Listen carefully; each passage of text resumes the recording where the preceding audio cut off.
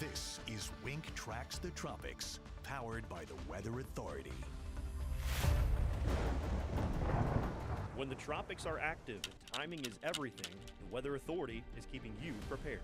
The latest update did come in from the National Hurricane Center. Helene moving north-northeast. Winds have increased up to 90 miles per hour. Keeping you informed. It's now 170 miles northwest of us, and as we had mentioned, this is a major Cat 4 hurricane. This is going to have major landfall implications. Southwest Florida has seen its fair share of storms in the past few years. We are leaving immediately after this because it is not safe.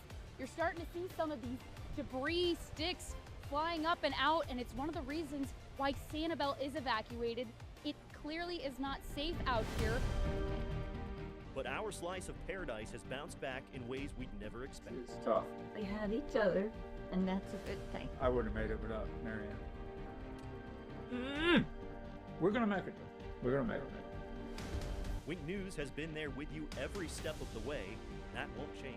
Yes, we avoid the worst part of the storm, but the wind field's growing and the pressures are deepening. We're going to feel more of that influence on the back end with the surge. From forecast cones to safety tips, the Weather Authority team has you covered. You're watching Wink Tracks the Tropics. Come in and happy Thursday, everyone. Thank you so much for tuning in to today's edition of Wink Tracks the Tropics. I'll tell you what, folks, it has been a busy week here at the Weather Authority as we continue to monitor and track still Hurricane Melissa, after it has already had devastating impacts, especially there in western Jamaica. Then it was off to southeastern Cuba, even the southeastern reaches of the Bahamas impacted by this one, and we are still continuing to track it right now. Luckily, I have an amazing panel with me today to help track this thing and talk about the latest information. Meteorologists Oceanic Hayden and Zach Malak. How you guys doing today? Good morning, Josh. Hey, good morning to you as well. Happy to have you guys here. I know, listen, I think a lot of folks are kind of, we don't want to hear about Melissa anymore. But here's the thing, it's still going, right? And it's still a hurricane. It's still holding on to that strength. It's moving a lot faster now, though. So by the time, you join us back here tomorrow at 11 o'clock, this thing's going to be off to the races in the North Atlantic. But before then, it's still going to have some impacts on land. Let's go ahead and switch over to my graphics. I want to show you a time lapse since probably around Tuesday midday when it first made landfall there in western Jamaica. That's when it was a powerful Category 5 storm. It weakened a bit, re-strengthened as it headed over eastern Cuba, and then it made its way over the southeastern Bahamas. And it even got down to a Category 1 hurricane late last night, but as of that 5 a.m. advisory this morning, it re-strengthened again into a Category 2 storm, and that's where it sits right now. I told you it made a couple of landfalls. I want to show you those right here. That first landfall, again, that was at 1 p.m. on Tuesday. That's when it made landfall in Jamaica as tied for, and I'll show you that in a second, the strongest landfalling hurricane by pressure in the Atlantic, with sustained winds of 105 miles per hour and a central pressure of 192 millibars. Then it was off to eastern Cuba. That was that second landfall. Sustained winds of 120 miles per hour, central pressure of 952 millibars. Remember, the lower the pressure, the stronger the storm. What you're seeing right now is a list of the lowest pressure Atlantic hurricane basins hurricanes on record. All right, so these aren't just the ones that made landfall, right? Remember Wilma? Yes, we know Wilma 20 years ago. It made landfall, moved through southern reaches of southwest Florida, exited off of Florida's east coast. No, it was not that strong when it made landfall in the state of Florida, but at one point it was the strongest hurricane ever recorded in the Atlantic basin based on pressure with a central pressure of 882 millibars. Gilbert, actually also made landfall in Jamaica, but not as strong as what it once was. It got down to 888 millibars. Then we have Melissa. That's what we're tracking right now. It's tied for the infamous Labor Day hurricane of 1935. There's Milton. Obviously, we know what happened with that one when it exploded in the southern Gulf and then luckily weakened a bit before making landfall there near Sarasota last year. All right. Those are the ones just in general, right, recorded. But these are the ones, the lowest pressure at landfall. That has the top for Melissa right there, again tied with that Labor Day hurricane of 1935 with a central pressure of 892 millibars. Some of the more notable storms on this list as well that you may remember, Dorian, which was sitting off of Florida's east coast there, had brutal impacts in the Bahamas. That was in 2019. and Irma, of course, in 2017 as that was cruising through the Caribbean. I want to bring back my panel here, before I kind of continue moving on forward talking about the latest information on Melissa, just how do you guys digest this, just how strong this storm was and how historical of an event this was? I kind of forgot to look yesterday when I mentioned that, or the other day when I mentioned that Matt was going to make the list of the strongest storms at landfall. That's my first time actually seeing that list personally, and it's just kind of neat to see what names are on that list, because sometimes when we think about it, we think of these strong hurricanes like Michael, like the Panhandle had a number of years ago. You think of all these big ones. Harvey was a Category 4 when it made landfall, and it's just all these names that we have in our recent memory, which had the news cycle stirring because of how strong they were, and yet some of them still haven't even made that list, or even the other list as well of being the strongest storms on record. So just wanted to give a little reaction to that. That was the first time I saw this list. No reason why Irma, when it made landfall, that was the first landfall, I would say, when it was maybe, I guess, the Florida Keys. Was that when it was 914 millibars? I can't remember if it made landfall farther east. I know it was bouncing off the coast of Cuba and whatnot. You might know a little bit if, in terms of that 914, that might be when it first made landfall as a Category 4 storm, Cudjoe Key down there in 2017. Yeah, I think so.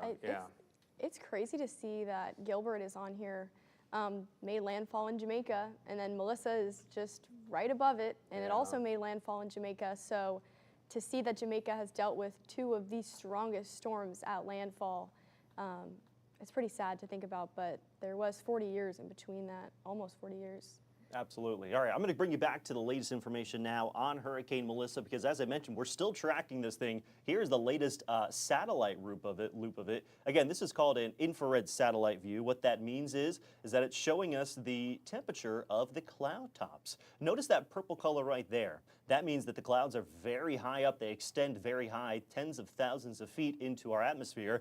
The higher the cloud top is, the colder it is. That also means the more intense those showers and sometimes thunderstorms are underneath. So when we start to see the brighter colors, that means it's still quite an intense system. That's still what we're dealing with right now. Here's the latest information. This is the fresh advisory from the National Hurricane Center. It just came out moments ago at 11 a.m. Sustained winds still at 105 miles per hour. That's what they were as of the 8 a.m. advisory as well. The pressure sits at 965 millibars. It is moving slightly faster. It was moving at 21 miles per hour. It's now moving at 24 miles per hour. So if you remember, just a few short days ago, Monday, especially this past weekend, even early last week, this thing was just crawling across the Caribbean, almost stationary at times. And when it wasn't, it was moving at 1, 2, 3 miles per hour.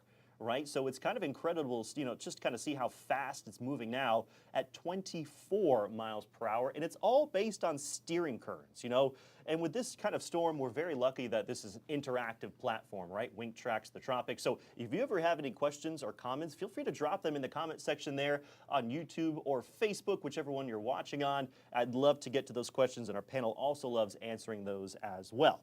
I want to talk to you now a little bit about the wind field of this storm, because this has been a little bit of an evolving situation. Now, although the storm is not as strong as what it once was, the wind field of those hurricane force winds are actually larger now than what they were when it passed over Jamaica and Cuba a couple of days ago. It's expanded by twice the size. Before, those hurricane force winds extended 60 miles from one side to the other. Now they extend 120 miles from one side to the other. The tropical storm force winds have relatively stayed the same, right now extending 390 miles wide from one side to the other. Let's talk about what we're expecting as we head towards later on today, tonight, even into early tomorrow morning. Our friends in Bermuda are currently under a hurricane warning. That means that hurricane conditions are expected within the warning area.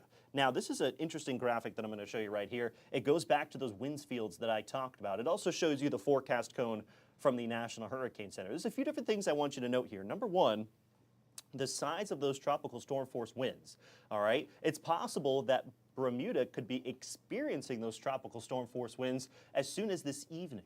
Now, the red area is the hurricane force winds. This is another interesting note that I want you to take here. Notice that forecast cone is more so on the left side of where those hurricane force winds. That goes to show that the stronger side of the storm is the right side. We call that the dirty side of the hurricane. So it's definitely lopsided in terms of where the most intense winds are right now. So this is tonight at around 8 p.m. I'll continue to advance this. It looks to be making its closest path, I'd say just before midnight tonight, or right around there. Luckily, the core of the storm will attempt to pass just to the west of Bermuda. Again, that will keep them out of the worst of what's left of this storm. You know, typically, as these storms move further north, yes, they start to weaken, but their wind field also starts to grow. All right, so that's why you're seeing a little bit more of an expansion of those hurricane force winds. We'll have to see it depending on that exact track to see if Bermuda does get any of those hurricane force winds. They could get some of those gusts, absolutely, especially being on the right side of the storm. At that point, it'll continue to race off towards the north as we head towards right around early tomorrow morning, likely before sunrise is when they will be done experiencing some of those impacts. I've got another view to show you here. This is an interesting view of our high resolution model that we have here in-house at the Weather Authority. I'll play this out for you as we get towards later on tonight. You can see where those bands of rain are setting up shop.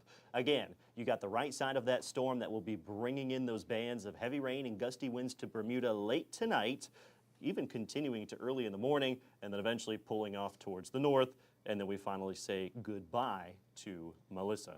Before I bring in my panel again, I do want to show you just the latest forecast track from the National Hurricane Center. Again, this one just came out, first time seeing it as well. It looks like it's going to maintain that Category 2 strength for at least a little bit longer as it heads towards later on tonight, as it passes to the west of Bermuda, eventually weakening further into a strong Category 1 hurricane.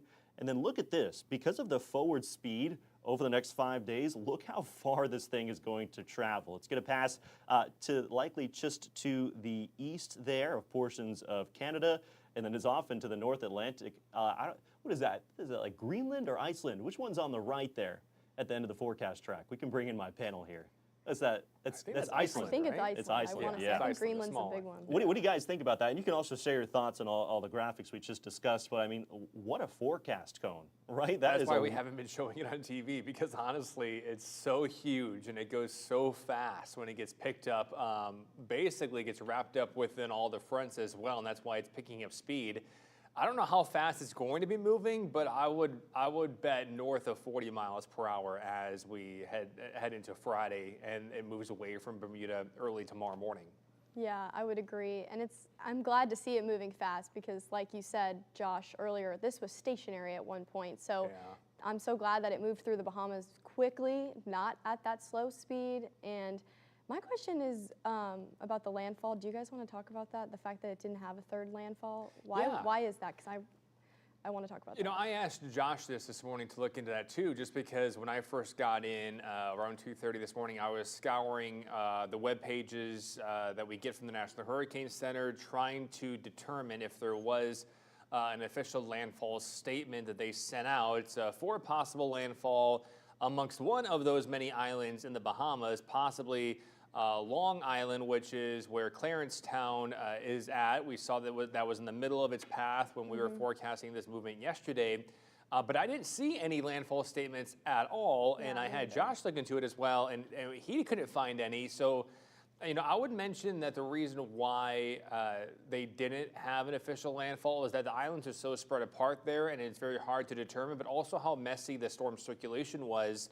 It was weakening dramatically from a Category 3 to a Category 1 hurricane. So, not saying that it didn't make landfall, because the center of that circulation may very well have passed over some landscape, some piece of land amongst all those islands there, but in terms of probably the National Hurricane Center not being able to specifically find what little remote land it did pass directly over, with being able to find that center of circulation, they may have just forgone the sending out of a third official landfall statement. You guys can speak on that too, but I was just, that's what I'm thinking about it. That seems to be the most logical solution for what was going on at the time of what would have been a possible third landfall. Yeah, I would agree with the fact that it was probably a little messy at that point, a little harder to see, because when we saw it approach Jamaica and even Cuba, it had that perfect textbook eye. I mean, it was so clear to everyone once that made landfall. So, I mean, that was a scary sight. You can see the land, you can see the water. I know Chief Meteorologist Matt Devitt posted an amazing photo going inside of the eye, and you can see the ripples of the water. And it's just astounding to get, first of all, that high resolution imagery that we have nowadays that we didn't even have back in Irma in 2017. So just kind of need to see that. And to Oceana's point, yeah, we definitely would have seen the land through that eye once it was making landfall, and we basically did near that Black River community. Josh, one point I want to make, I don't know if we have the full graphic that shows the path of where the storm system came from when it was in the Caribbean. I'll let you search for that if you have it. I know the most recent cone does at least have or the most recent update does have the line to make this point as well.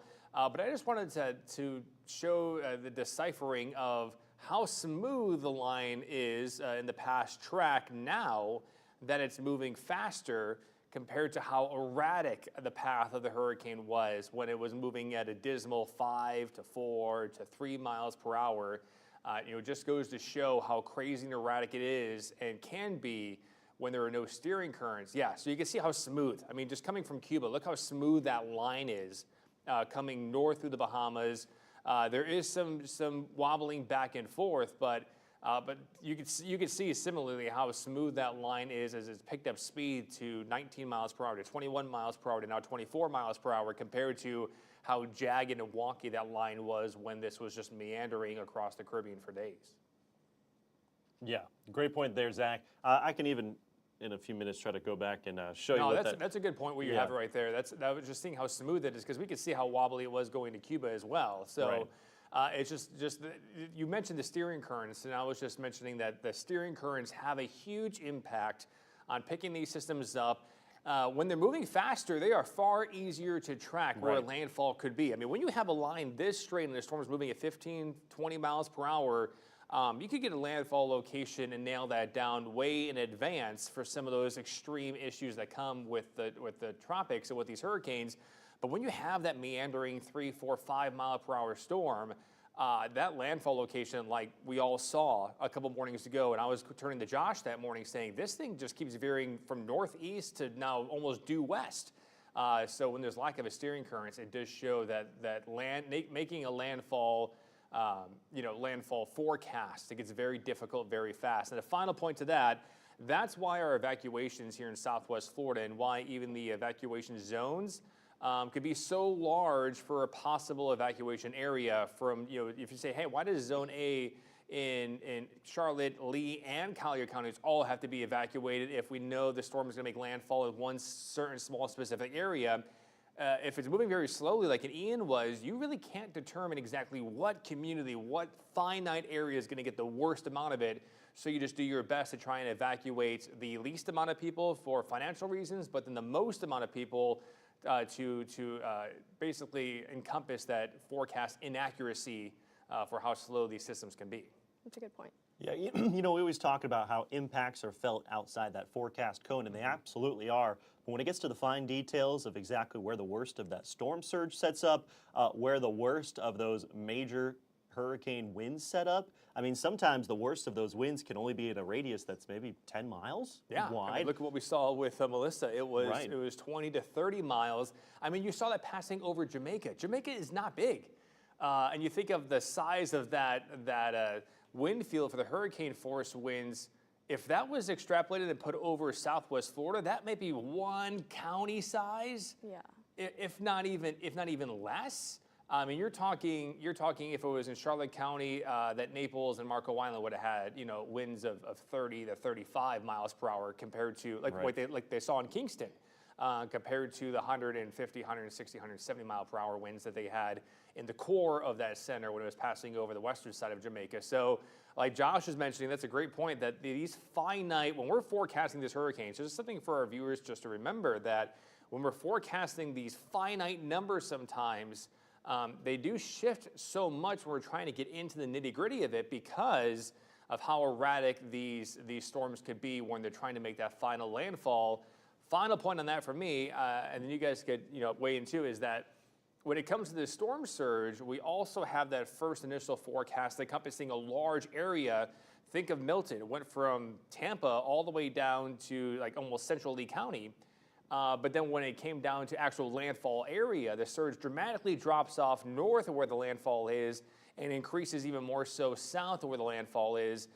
So even though we have this whole encompassing forecast at first that shows this large swath is going to get storm surge, possibly having the highest in this area, there is a dramatic drop-off for what is actually seen and what actually happens compared to what is not seen and what doesn't happen, all dependent on where that actual landfall location is at. And that's hard stuff. That is hard forecasting very early in advance, and that's why those evacuations sometimes are so large. Of course, the threats outside of the cone, but the specific highest threats, highest impacts are so finite in detail sometimes compared to the system as a whole. Absolutely. Now, we had a few questions and comments coming in, so I wanted to get to those real quick. Our friend Casper checking in. Good morning, team. Any updates on Matt joining y'all on these discussions soon? I told you. I don't know if Lauren has brought it up to him yet, but we need to. We'll do it. We'll definitely bring it up next week. Yeah, it'll be in November, no doubt. We'll get him on and we'll talk. And hopefully there's nothing tropical to talk about, right? That would be great. Or something off in the middle of the open ocean. That's fine too, but nothing impacting land. That'll be great for us. You know, for the time being, right now it's just calling Matt out of bed. He's already working half the time on his computer at home. He is. Yeah. It's just dragging him into the office and sitting next to us sometimes that he goes, hey, I got 2 kids now. Right. It's Halloween, tomorrow. Yeah, so I could, we'll beg for him to come. But, Yes. well, I'll give him some slack if he's not running in right away at 11 o'clock in the morning. And our friend Tim is checking in, wanted to say good morning. Now, he had a question, and Oceana, Zach, you guys are welcome to take this one. What causes a hurricane to dissipate? It's in open water now, but it's weakening, so what is causing it to weaken? Well, there's multiple things, but mostly it is moving much faster and it is heading towards colder water.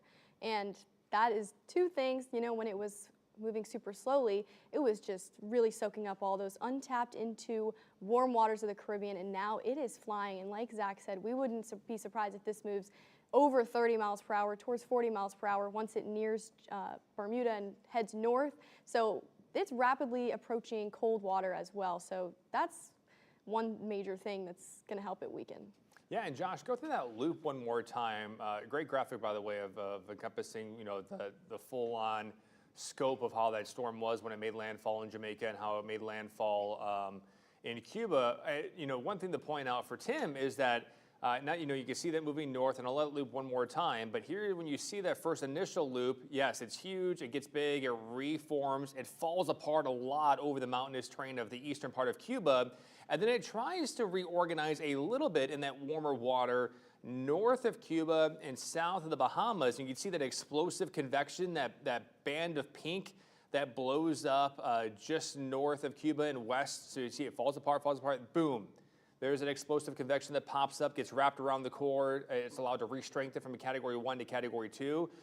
So to Oceana's point, yeah, it's getting into colder water now, but it's allowed to fluctuate back and forth so much just because land interaction back to open water could feed, could grow, energize, strengthen. Land interaction Cuba weakens, goes back to the open water, allow us to feed, grow on the water, and then strengthen. And then you have all the little bit of the islands, but then now we're getting an extra component of wind shear. And that's a final point I'll make on that too, is that the wind shear is going to start pushing more of the issues on the eastern side of the storm. It's also why the storm will become more lopsided, and it's why that cone for the hurricane force winds extend farther out on the eastern side of where the forecast cone is at because of that impact of wind shear. This is going to become extra tropical. This is going to merge with the fronts that are moving east of the United States, and so all these dynamics are going to work together to allow this to weaken and dissipate. The low and the winds will still be there, and that's why they still have that cone going all the way to Iceland, but those are kind of the dynamics that play into the strengthening, the weakening, the strengthening, the weakening, the ping pong effect that we've seen of Melissa over the last 24 to 36 hours. Right, we had another question coming in now from Anne. Anne mentions any more information on the potential development in the Western Caribbean you mentioned yesterday.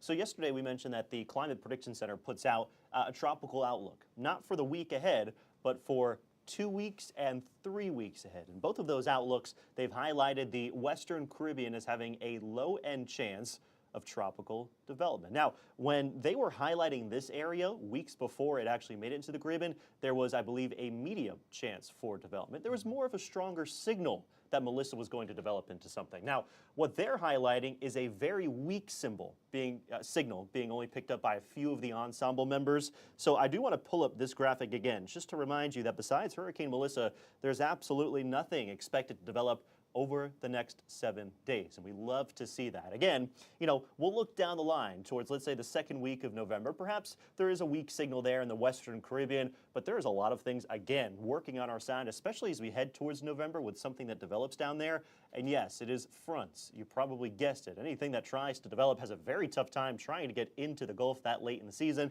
just because there are a parade of fronts that continue to move through. So absolutely no concern there. It's just something that we'll be aware of and continue to watch over the next few weeks. Yeah, you can see those showers, the thunderstorms are always developing near that Central American region, Panama Canal region. That is where we see some lows try and spin up sometimes. And the area that the CPC has noted is a little bit northwest of that. So basically, I think that their models are trying to possibly pick up on some weak area of circulation, like Josh was mentioning, that could possibly move it off towards the northwest. So far, the signals this entire year in the Caribbean has been things that have been popping up in this region have moved almost due east to west and has not been a concern for the Gulf whatsoever. And I think that will continue to be something we watch closely. But to Josh's point, yeah, that's far out. It's a very, very low end circle that the Climate Prediction Center has mapped in their long-range tropical outlook and is not really a concern because we've also seen those shades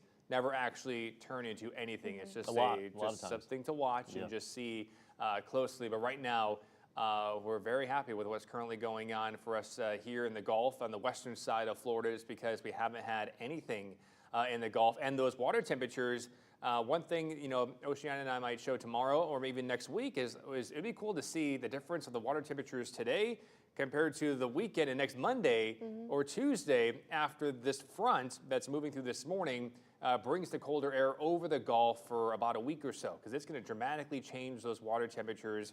Maybe abnormally warm right now, but these fronts really do impact water temperatures quickly when you have many mornings in the 50s. And again, North Florida is in the upper 40s the next few mornings as well. Yeah, you make a good point there in terms of the changing water temperatures. I think something that you guys can highlight tomorrow or even next week as well. I'd rather take it next week, but hey. You can have it Tuesday. Let's go.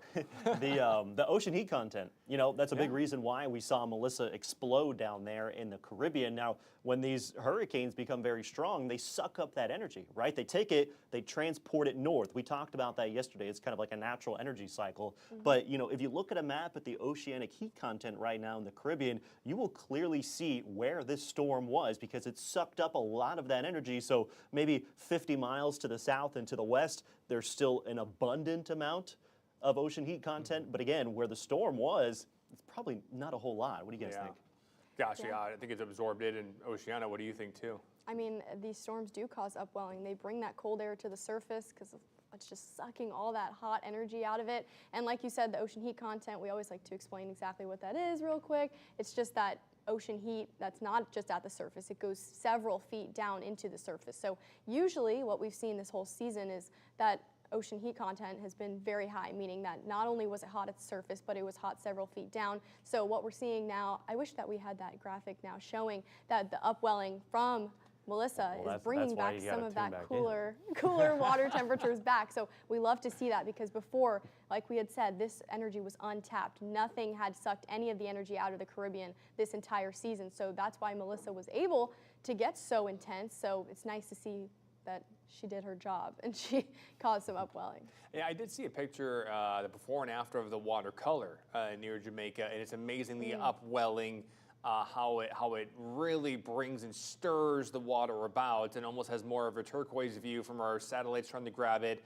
Mixture of particles, mixture of sand, but that upwelling effect really drives a full turnover of the water circulation. When you think of a 185 mile per hour Category 5 storm within a pretty shallow water area leading up to Jamaica, I mean, gosh, I mean, the upwelling the energy that must have gone on in that area is just astounding. When you see tornado scars in cornfields in Iowa, you think of that scarring effect of a tornado. Hurricanes have that same type of scarring effect when it comes to upwelling and the oceans and the ocean's surface, even below the water by itself too.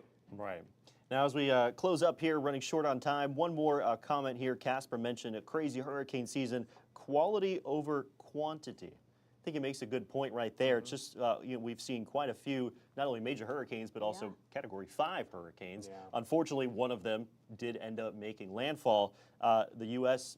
has been relatively safe so far, right? Yeah. We had that earlier season, that tropical storm that impacted the Carolinas, but he made a good point in terms of quality over quantity. I think tomorrow you guys are going to summarize, a little bit some of the numbers so far on the season and just kind of looking at them overall. Yeah. All right, awesome. Well, hey, thank you guys so much again for tuning in today. We'll continue to keep tabs on Melissa, likely still tracking it tomorrow. It may become a post-tropical system by that point, but don't worry, Zach and Ocean will tell you exactly what that is tomorrow at 11 o'clock. Same time, same place. We'll see you there. For now, have a great rest of your Thursday. We'll see you on Friday.